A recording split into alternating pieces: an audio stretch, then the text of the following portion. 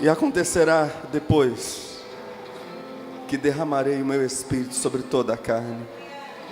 Vossos filhos e vossas filhas profetizarão, vossos velhos sonharão e vossos jovens terão visões. Até sobre os servos e sobre as servas derramarei o meu espírito naqueles dias. Mostrarei prodígios no céu e na terra: sangue, fogo e colunas de fumo. O sol se converterá em trevas e a lua em sangue, antes que venha o grande e terrível dia do Senhor. E acontecerá que todo aquele que invocar o nome do Senhor será salvo. Porque no monte Sião e em Jerusalém estarão os que forem salvos, assim como o Senhor prometeu, e entre os sobreviventes, aqueles que o Senhor chamar. Aleluia, amém. Pode assentar um pouquinho.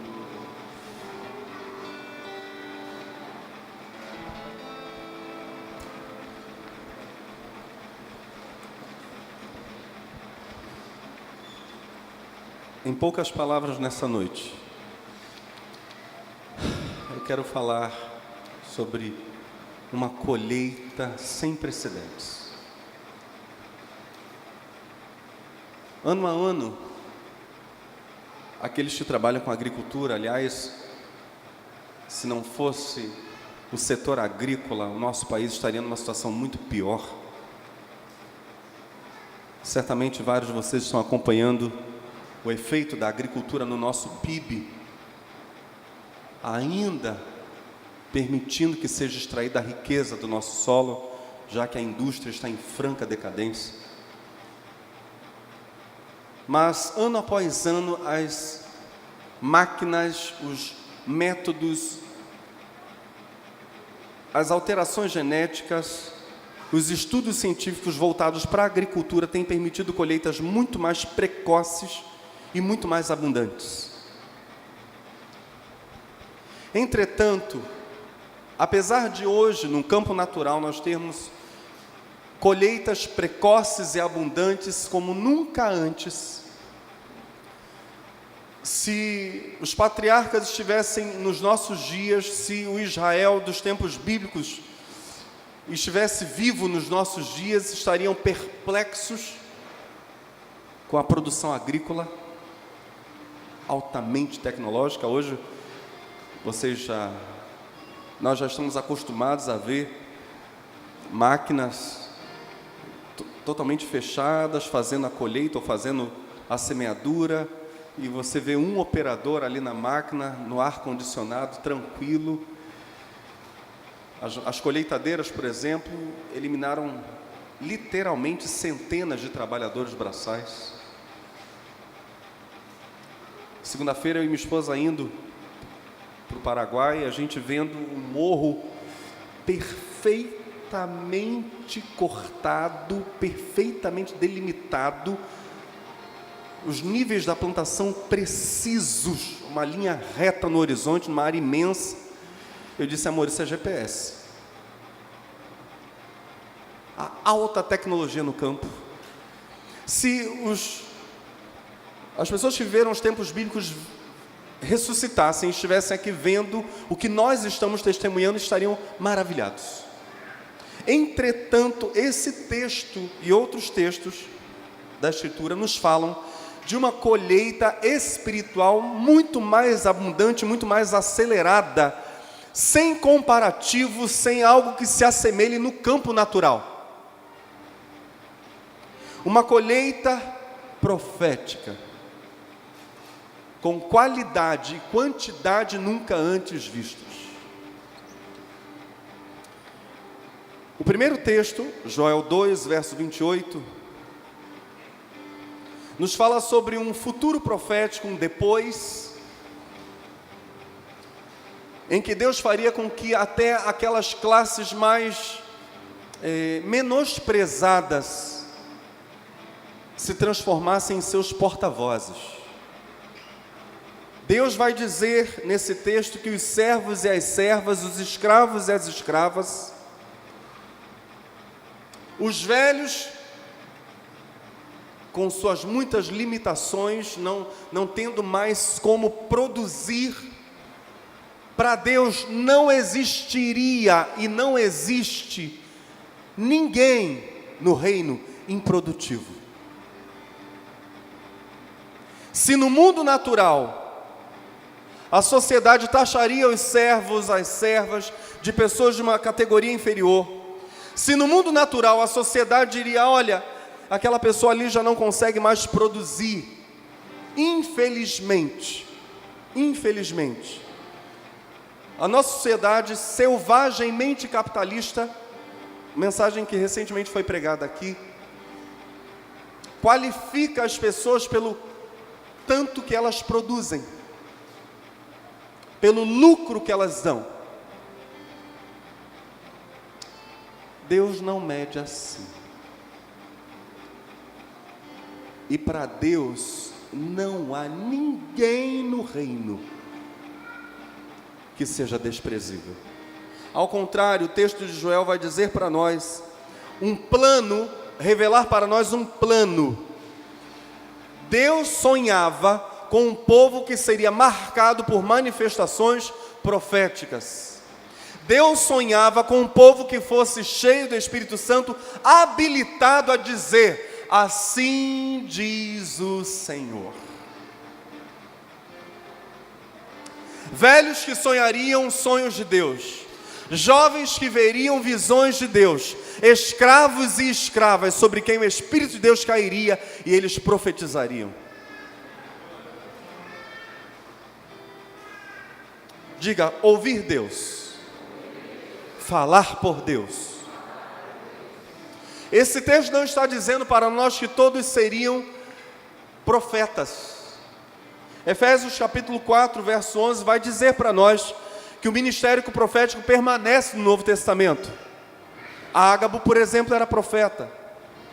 As filhas de Filipe eram profetisas.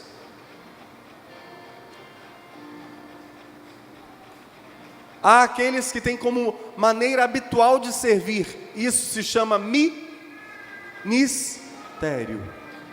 Há aqueles que como maneira habitual de servir, profetizam. É seu ministério, é seu serviço. Mas o texto de Joel está dizendo para nós que o reino que viria seria marcado por indivíduos capazes de profetizar, e que em muitos momentos profetizariam. Tanto quanto a Bíblia então afirma que impor as mãos sobre o enfermo e orar pela cura é algo aberto a todo aquele que crê, porque Jesus disse: estes sinais seguirão aos que crerem em meu nome, e aí vai ele com a sua lista. Curarão os enfermos, limparão os leprosos, expulsarão os demônios, ressuscitarão os mortos. Tanto quanto Jesus diz que os sinais da imposição de mãos e curas seguiriam aqueles que crescem, também é verdade que a Bíblia vai dizer em 1 Coríntios 12, em outros textos, que há aqueles que têm ministérios de cura. A sua maneira habitual de ser usada por Deus, ou usado por Deus, é justamente com cura. Entretanto, o que vemos em Joel 2, apesar de a Bíblia não estar dizendo que todos se tornariam profetas, todos seriam capazes de em algum momento profetizar, porque a todos seria franqueado acesso ao Espírito de Deus. O Deus soberano, o Deus Pai, o Deus Criador dos céus e da terra, está se enchendo de alegria através do profeta Joel e dizendo: chegarão dias em que eu derramarei o meu Espírito sobre todos, sobre os escravos e sobre os livres, sobre as crianças e sobre os jovens, sobre os adolescentes e sobre os adultos, sobre os velhos, sobre os negros e sobre os brancos, sobre os ricos e os pobres. Eles falarão em meu nome, terão visões sobrenaturais, terão sonhos sobrenaturais, mostrarei sinais e prodígios no meio do meu povo. Eu me revelarei a eles, diz Deus, e todo aquele que invocar o meu nome encontrará escape. Amém?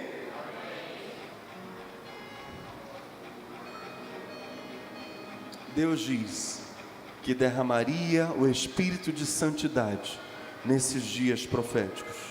Derramaria o Espírito Santo nesses dias. Uma geração que conhece o Espírito Santo, que conhece o Espírito de santidade, que conhece o que Apocalipse 22, verso 6 chama de o Espírito do Deus, ou o Deus dos Espíritos dos profetas. O Deus da profecia. Na quinta-feira passada nós encerramos aquelas mensagens que falavam sobre o quinto quê?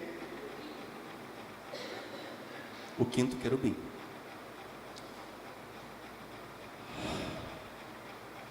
Uma das suas características comuns a todos os querubins,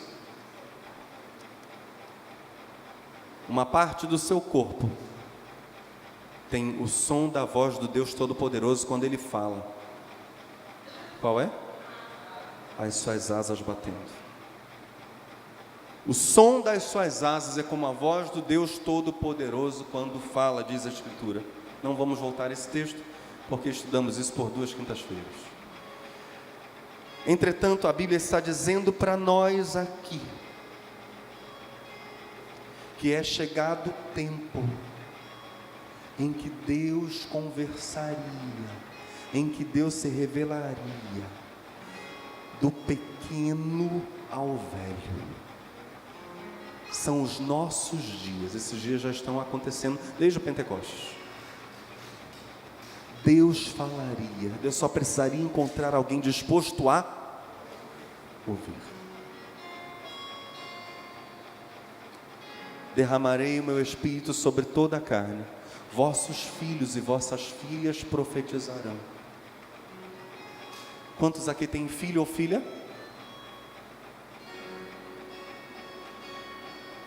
Eu nunca vou esquecer, nunca esquecerei. Já contei isso aqui, mas eu preciso contar de novo. O dia em que meu filho Gabriel, com 3 aninhos, cadê Gabriel? Está lá na mesa de esperando data show. Fica em pé aí, filho, que você é muito pequeno. Hoje ele está com 14 anos. 14, né? É muito filho. É muito filho, às vezes eu misturo. Para vocês terem uma ideia, eu já consegui chamar a Laila de Vitória. Eu misturo tudo.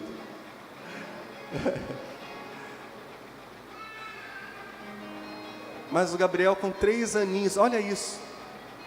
Eu estava numa crise tremenda, tudo dando errado, aspas, tudo dando errado. Era Deus que estava me testando.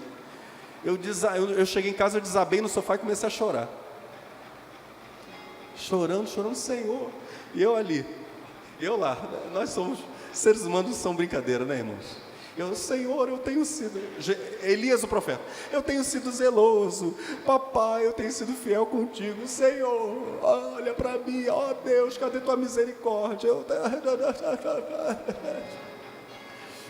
Lá ia eu, e o Gabriel alheio, até a gente depois fez exame auditivo para ver se o Gabriel tinha problema de audição, mas não era não, era o jeitinho dele mesmo, e o Gabriel absolutamente alheio a mim, a minha crise.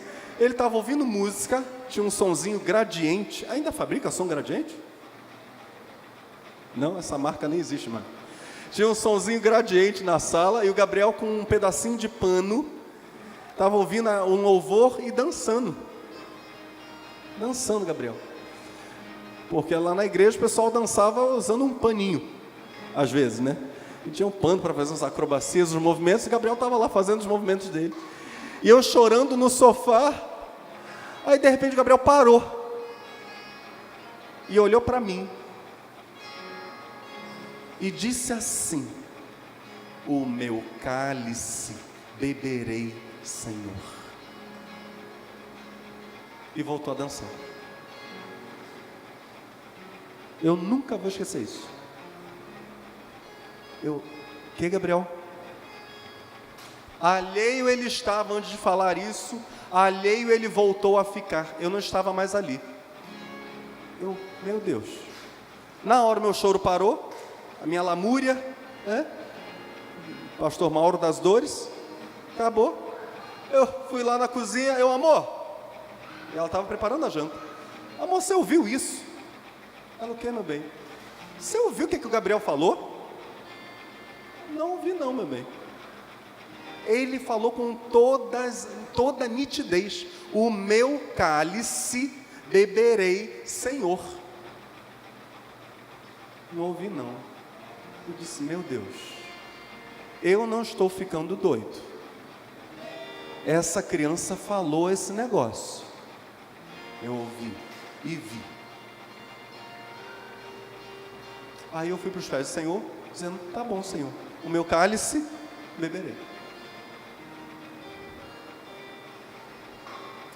Vossos filhos e vossas filhas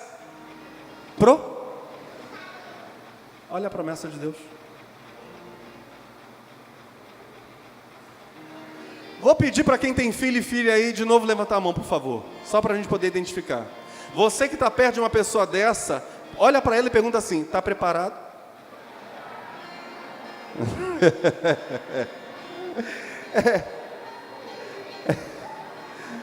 Está preparado? Preparada?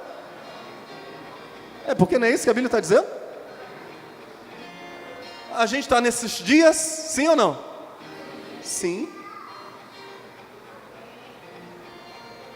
Não está valendo profetada, né? O filho fez a arte lá, desobedeceu, você pega a cinta, e a criança: assim diz o Senhor.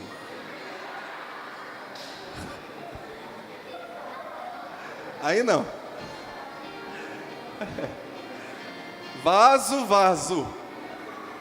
Não. Oh, Jesus, tem misericórdia.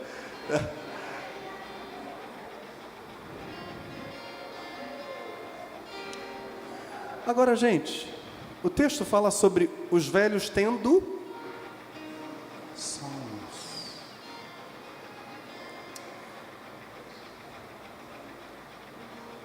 Eu contei para vocês que na segunda-feira minha sogra teve um sonho. Quem estava aqui no início do culto ouviu. Na segunda-feira nossa casa foi invadida. Graças a Deus não levaram nada. De domingo para segunda minha sogra sonha com a nossa casa sendo invadida. Essa semana, uma irmã que está aqui, foi você, né, Adriana, que teve sonho. Uma pessoa atirava em mim, mas não conseguia que o tiro me atingisse. Ela contou isso num dia. No dia seguinte, ontem, de novo entraram na nossa casa. O diabo está furioso, né, gente? A Rotai foi lá em casa ontem à noite, no meio da chuva. Eu e os policiais da Rotai, lá no terreno dos fundos, para ver se identificávamos. Nada. Eu sei muito bem, tem gente aqui que sonhou comigo até usando colete à prova de balas por causa do que Deus está para fazer nos nossos dias. É coisa grande, o diabo sabe, está querendo matar, ele está doido, ele não sabe mais o que fazer. Mas eu preciso dizer aqui, na frente de todos vocês, que Satanás está debaixo dos nossos pés, pelo poder que há no nome de Jesus de Nazaré. Ele não terá êxito contra esta obra, porque esta obra não é de homem algum, é obra do Senhor Jesus. Pode vir bandido, pode ser o que for, o Senhor é a nossa rocha, a nossa fortaleza. Vocês pensam que eu vou deixar de vir para a igreja para ficar cuidando de minha casa? De jeito nenhum. Nunquinha. Nem vou acabar culto mais cedo para ir correndo para casa. Se o Senhor não guardar a cidade, em vão vigia a sentinela. Eu sei em quem eu creio, mas eu conto com as orações de vocês. Nós precisamos de oração. O diabo está doido para fazer maldade com a gente. Orem por nós. Se você for para casa, aliás, isso tem que ser um hábito. A igreja tem que habitualmente orar pelos seus pastores. Não pode parar de orar nunca. Pode não. Ore mesmo. Satanás está debaixo dos nossos pés. Mas eu dizia, os velhos terão sonhos. Uma das coisas mais lindas para mim é ver um idoso profundo com Deus. Eu já falei isso para minha esposa, já falei isso aqui.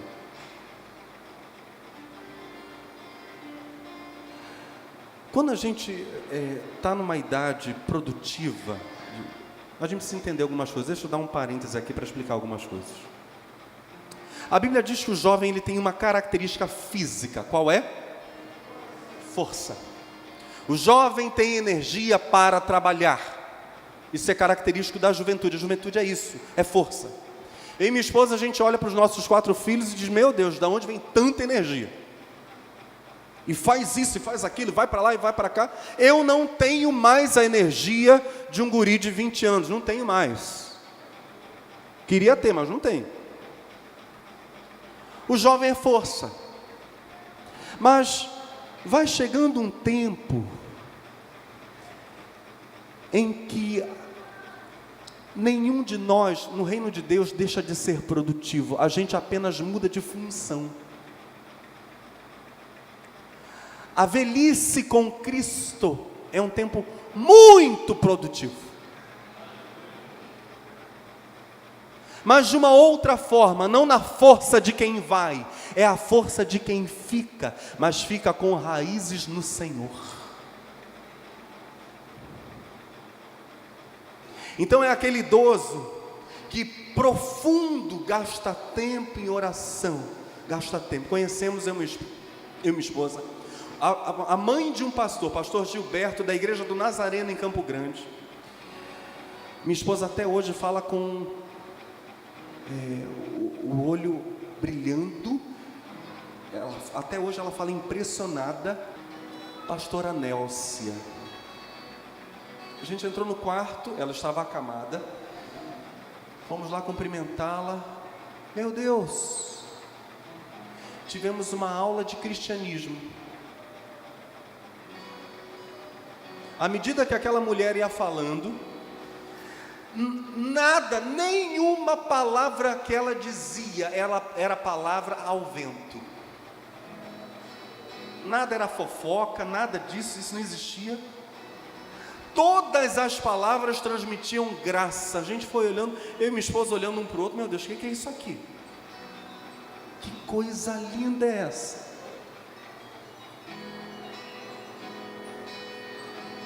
Dilma, já falei para você não ligar essa hora. Dilma. E as palavras de graça fluindo da sua boca. Nós saímos daquele quarto, irmãos, parecia que a gente tinha ido ao céu. E a pastora Nélcia era o sustento, a base do ministério do pastor Gilberto. Aí eu, aos 11 anos, fui à casa da irmã Laura. Eu todo perturbado. Meus pais, pobrezinhos, amavam o Senhor, mas não entendiam de libertação. E o meu caso era caso de libertação. E minha tia, que já sabia de libertação, me levou. Na verdade, pediu para o Jorge, meu cunhado, me levar lá na casa da irmã Laura. Irmã Laura com a cabecinha branca. Eu, um guri de 11 anos, aliás, era o dia em que eu estava fazendo 11 anos. Cheguei à casa dela. Ali eu fui liberto só de conhecer a irmã Laura. Uma idosa profunda com Deus. Como diz a Escritura, lá sobre os idosos, Simeão, Ana, no tempo em que Jesus nasceu, eram pessoas que se consagravam a Deus, estavam continuamente no templo, em orações e em juiz, esperando a chegada do Messias. Nós precisamos de idosos assim. Se você é idoso, se você é idosa, e está aqui no templo, ou está me vendo pela internet, a igreja de Cristo precisa de você. Sonhando os sonhos de Deus, gastando tempo em oração e jejum, investindo pesado para a sustentação dos ministérios, dos muitos homens e mulheres de Deus espalhados por esse mundo.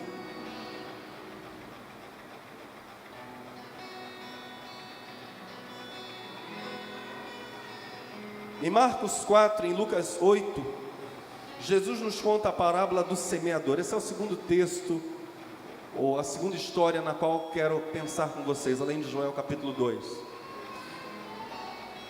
Em Marcos 4,14, Jesus diz, diga comigo, semeador, semeia a palavra. Em Lucas 8, verso 11, Jesus vai completar o conceito. Então, Marcos 4,14, Jesus diz que o semeador semeia o quê?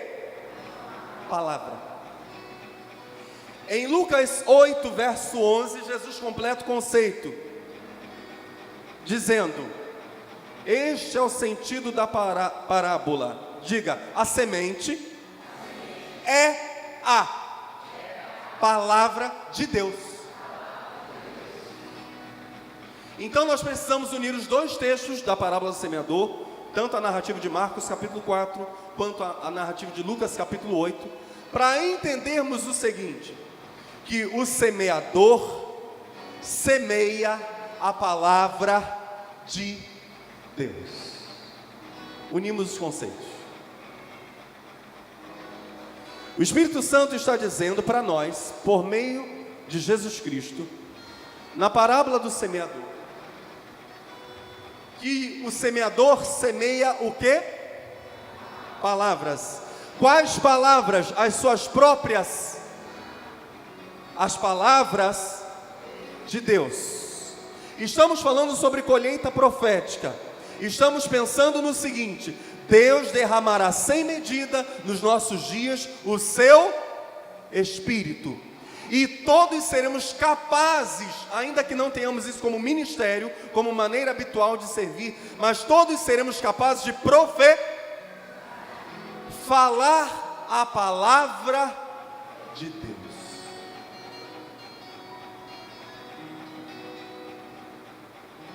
E todos, na verdade, estamos semeando palavras o tempo todo. Já falei isso aqui, mas é bom repetir. Ou estamos semeando palavras faladas, ou estamos semeando palavras praticadas.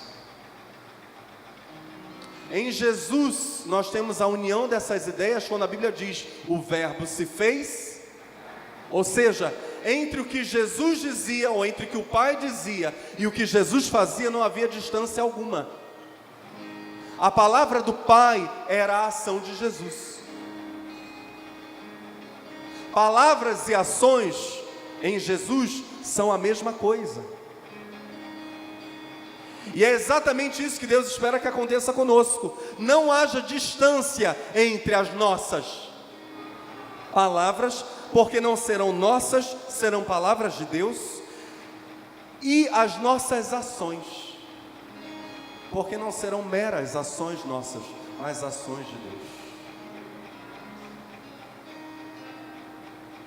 Diga, nossas ações são palavras. Nossos atos são palavras praticados ou praticadas.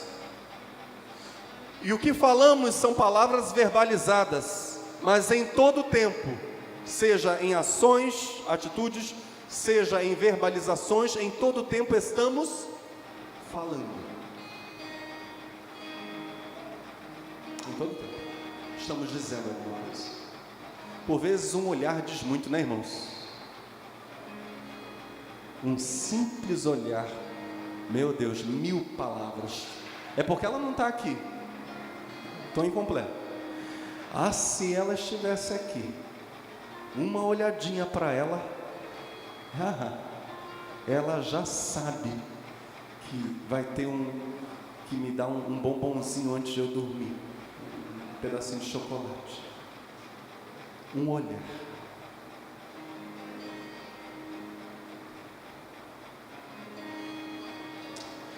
Jesus diz que há uma diferença, preste atenção, há uma diferença entre fé e pensamento positivo. Preste atenção. Jesus diz no texto do semeador para nós, de modo indireto, que há uma diferença entre fé e pensamento positivo. Há uma diferença enorme entre semear na carne e semear pelo Espírito de Deus. E há uma diferença enorme, gigantesca, entre colheita natural, diga colheita natural, e colheita sobrenatural. E aqueles que andam com o Senhor, que amam a Deus, sabem exatamente essa diferença, porque são essa geração profética que semeia a semente cuja frutificação é sobrenatural. Qual semente eles semeiam? A palavra de Deus. Todo aquele que semeia a palavra de Deus colhe milagres. Quem semeia a palavra de Deus colhe milagres.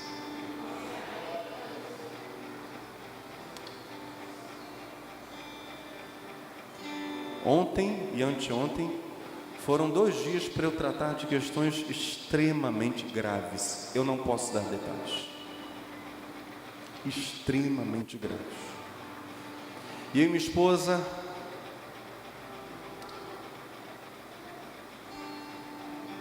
hoje conversávamos sobre essas coisas gravíssimas,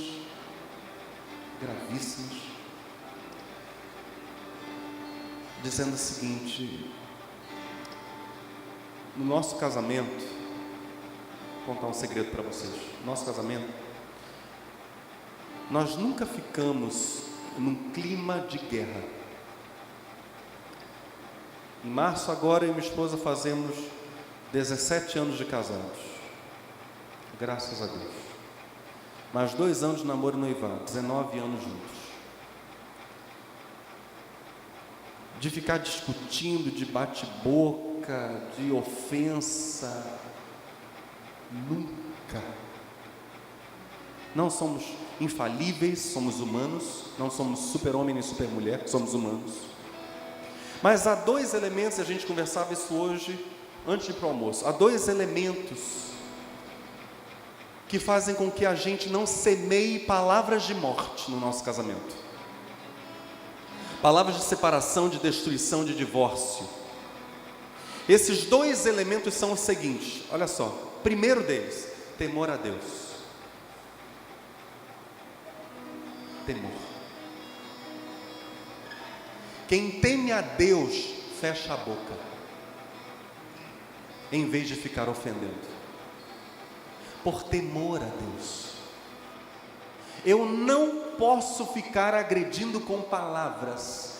Eu não tenho o direito de ficar alfinetando, dardejando, lançando dardos. Eu não tenho o direito de fazer isso com ninguém.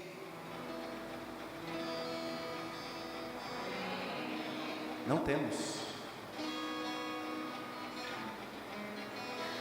Clima de guerra.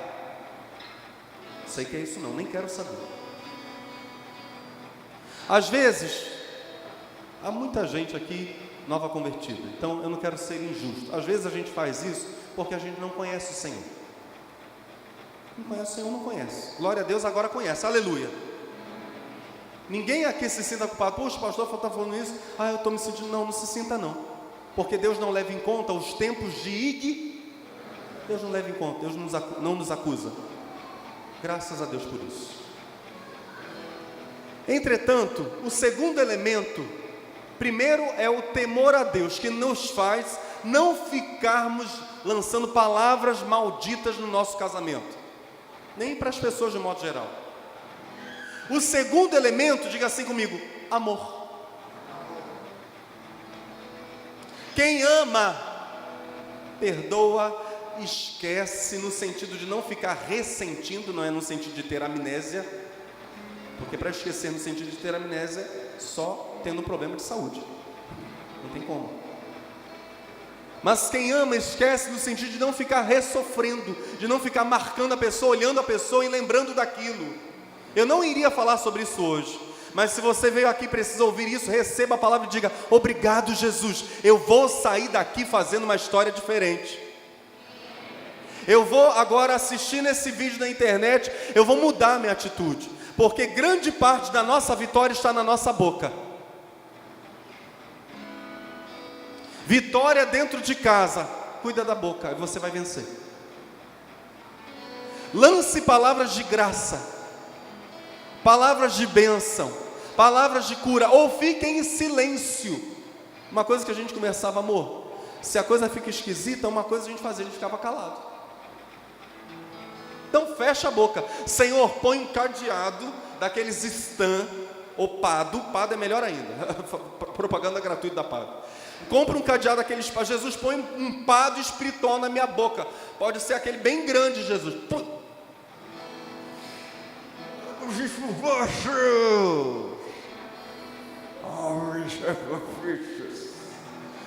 Quem olha assim acha que está falando em línguas. Não é não. É o anjo do Senhor tapando a boca. Fecha essa boca.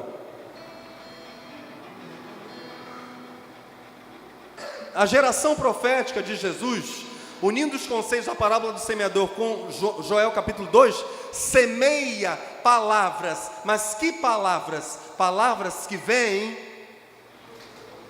de Deus. Tem alguém aqui que é desejoso de sair daqui nessa noite semeando palavras boas? Chegar para aquela pessoa que te perturbou essa semana.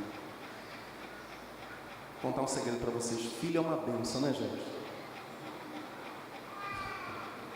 Mas tem hora que não é brinquedo. Tem hora que o filho faz todos os testes à nossa paciência.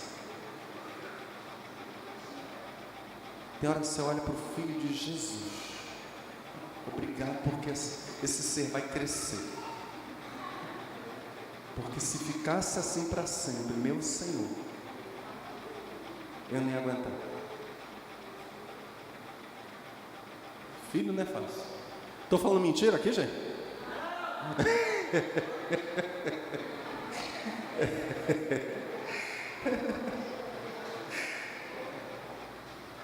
Tem hora que dá vontade de jogar pela janela.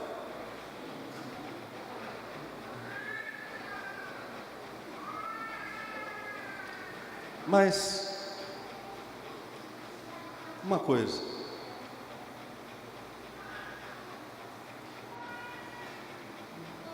um dos grandes problemas são as palavras que os filhos dizem entre si. E aí a minha esposa essa semana brincando com a Fernanda. Cadê a Fernanda? Elas estavam preparando umas coisas juntas. Minha esposa disse, Fernanda, só 2, tá? Ela, que pastor? Só 2. Porque mais de 2 filhos é uma loucura. Fernando não estava entendendo. Eu tenho 4 e minha esposa temos 4. Né? Meu Deus. Palavras. O problema é o que eles falam entre si, o que nós falamos para eles. Isso que a gente tem que estar preocupado. O que a gente vai semear? O que a gente vai plantar nessa geração?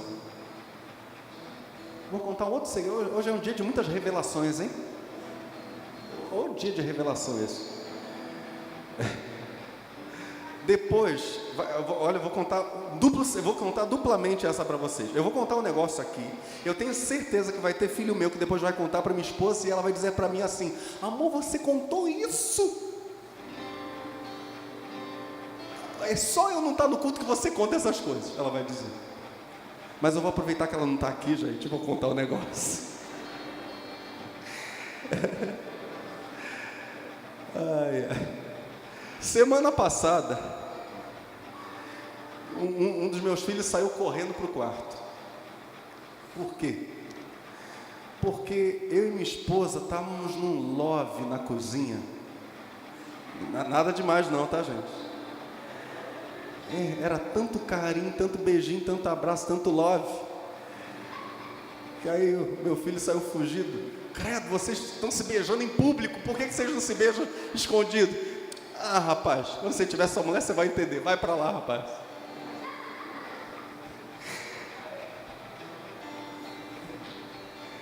Coisa boa você viver um romance, não é não? Oh, Jesus. Meu Deus. Não tem um dia um dia que eu não diga para ela, você é a mulher da minha vida. Isso não existe. Não tem. Não tem um dia que eu não diga para ela, eu te amo. Isso não existe. Todos os dias. E ela para mim também, gente. Ela é caidinha por mim.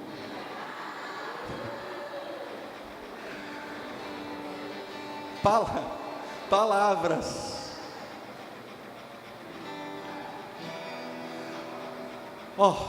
O amor vem e todo o que ama é nascido de Deus e aleluia. Aleluia. Espero que daqui a 9 meses, como fruto dessa ministração de hoje, a gente tenha muitos milagres andando por aqui.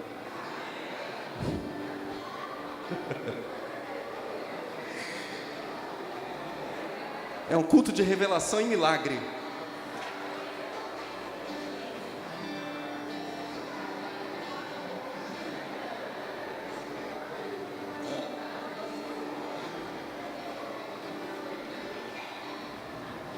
Palavras.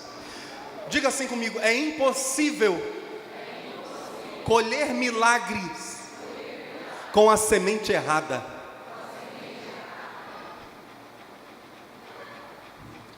Tem gente que está querendo viver feliz, mas a semente está toda errada.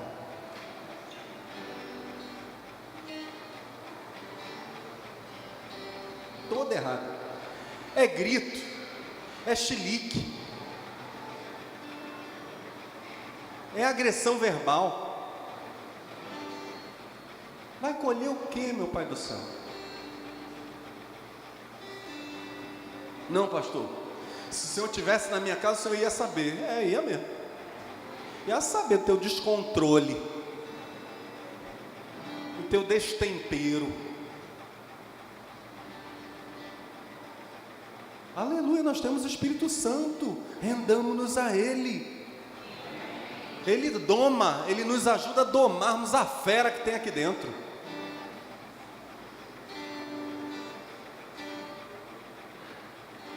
Nós precisamos semear a semente certa para colher milagre. A semente certa é a palavra de Deus. É falar para a pessoa aquilo que Deus quer que ela ouça. Presta atenção, hein? Não é ficar citando a Bíblia. E eu aqui não estou desprezando a Bíblia. Amo a Bíblia. Não há livro como a Bíblia. E precisamos meditar nela dia e noite, todos os dias. Se você ainda não está fazendo isso, faça. Medite nela dia e noite, todos os dias. Não fique um dia sem comer a Bíblia. Você precisa dela. Não há livro como ela. Entretanto, semear a palavra de Deus é dizer para o outro aquilo que Deus quer que ele ouça. O que Deus espera que o seu vizinho, o seu colega de trabalho, seu colega de estudo, seu irmão em Cristo, seu irmão carnal, seu cônjuge, o que Deus espera, o seu noivo, sua noiva, o que Deus espera que ele ou ela ouça? Essa é a grande pergunta. Diga assim comigo: Senhor, o que queres que eu fale?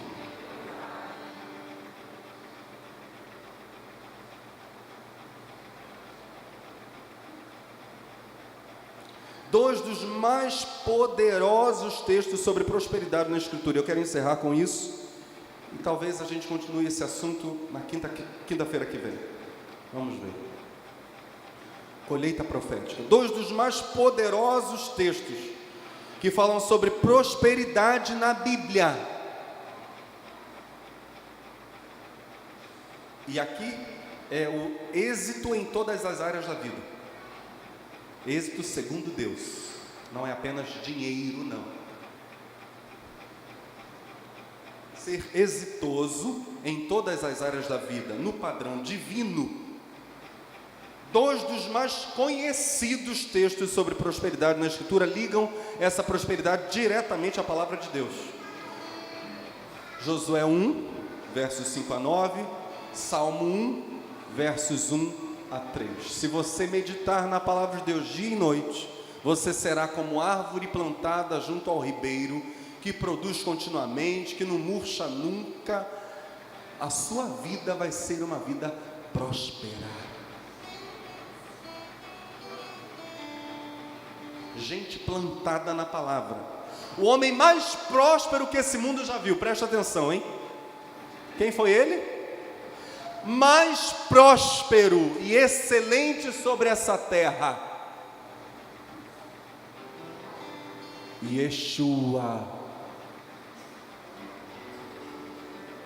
Jesus de Nazaré.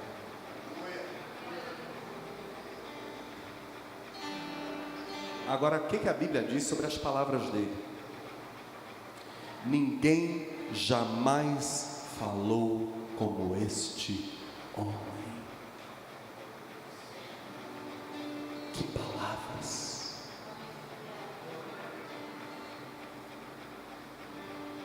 Meus irmãos, a gente já está indo para o final da mensagem, mas, por favor, pense nisso agora. Em oração, pense, Senhor, eu quero ter as tuas palavras, Senhor.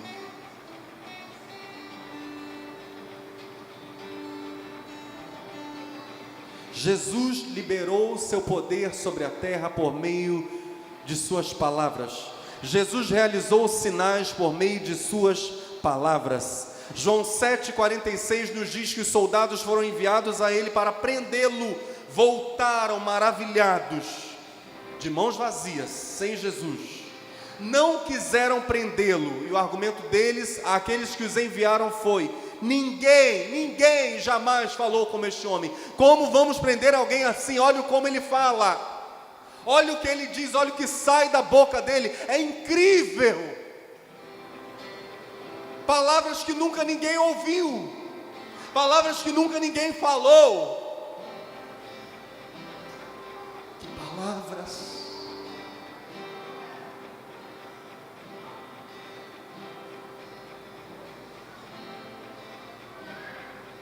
Em João 14, versos 10 e 24, Jesus diz qual era o segredo das suas palavras. E é um segredo disponível a nós. Verso 10: as palavras que eu vos digo, não as digo por mim mesmo, mas o Pai que permanece em mim faz as suas obras. Olha só, hein? Jesus sinonimiza, Jesus diz que obras e palavras de Deus são a mesma coisa. O que eu estou falando, ele diz, não é minha palavra, esse é o meu segredo. Eu falo o que o Pai me fala para falar. Eu faço a obra do Pai quando eu estou falando.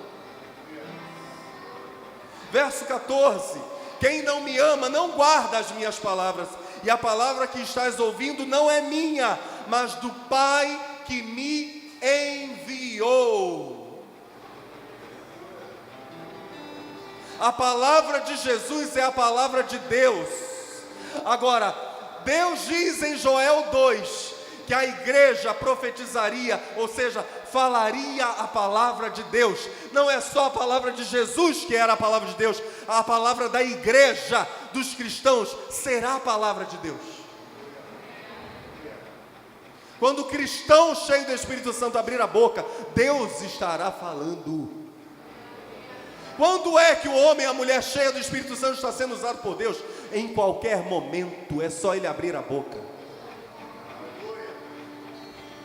Cuidado.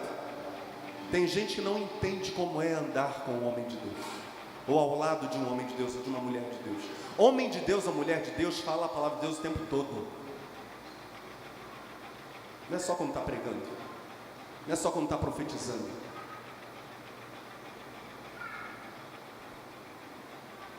Ele anda com Deus,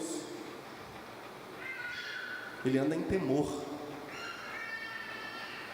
Ela anda com Deus, ela anda em temor, ela anda com a sensação de que está continuamente diante de Deus, e está. Davi, o salmista, escrevendo: vejo o Senhor continuamente diante de mim, o Senhor está à minha mão direita, não serei abalado. Estou em casa, o Senhor está diante de mim. Estou lá no trabalho, o Senhor está diante de mim. Estou na escola, o Senhor está diante de mim. Eu tenho o tempo todo a visão do Senhor. Em todo tempo eu estou diante do Senhor. Meu Deus, quando eu abro a boca, ouça o Senhor. É o que Davi está dizendo. Nessa noite, em nome de Jesus, eu, cada um de vocês, todos nós, vamos chegar para o nosso Pai querido, que nos tem dado palavras de vida nesta casa, nas células e naqueles momentos em que estamos quietinhos com Ele. Nós vamos dizer para o nosso Pai amado, nosso Pai celeste: nosso Pai, em nome de Jesus, ajuda-me a ser Tua boca nesta geração. Aqui no abrir da minha boca as pessoas ouçam o Senhor. Que as minhas palavras não sejam as minhas, sejam as Tuas palavras. Vamos ficar em pé, amados, por favor.